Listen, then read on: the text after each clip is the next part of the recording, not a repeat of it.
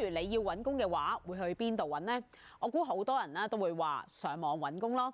冇錯，而家上網揾工的確好方便，但響上世紀80年代冇得上網又點算呢？當時大家會睇報紙嘅求職廣告，或者揾勞工處幫手。而勞工處嘅就業中心每逢到咗暑假就會人頭湧湧，大排長龍啊！唔信一齊睇片。以前青年人求職大多數係睇報章嘅廣告，或者係由熟人介紹，但而家就多咗勞工處本港就業輔導組幫佢哋。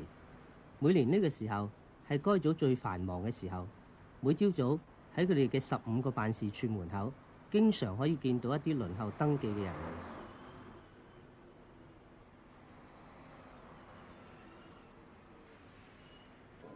求職者只需要帶同身份證到呢啲辦事處進行登記，填報個人資料，寫明想揾咩工作、學歷等等資料，填妥之後就交還辦事處。求職者可先看張貼咗職業空缺嘅報告板，自己作遴選，然後告知勞工處職員。該處職員呢就會睇下求職者嘅資格，如果符合呢，就會代佢打電話俾僱主安排時間面試。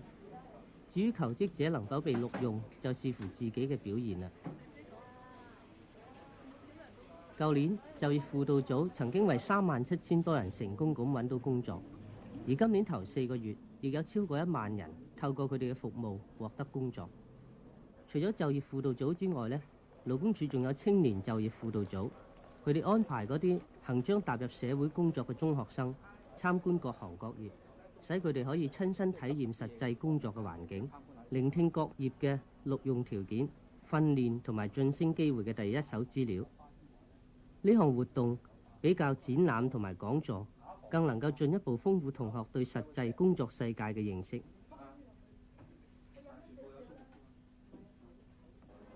該組並且印製咗數十份有關各行各業嘅資料，同埋輔導學生求職嘅小冊子，放喺各職業資料中心，任由索閱。中心之內呢，並且有錄影帶可供參考。學生可以透過幻燈片查看各行各業嘅錄用條件同埋晉升機會。到底一個中學生投身社會能夠做啲乜嘢工作呢？佢哋嘅晉升機會又係點樣呢？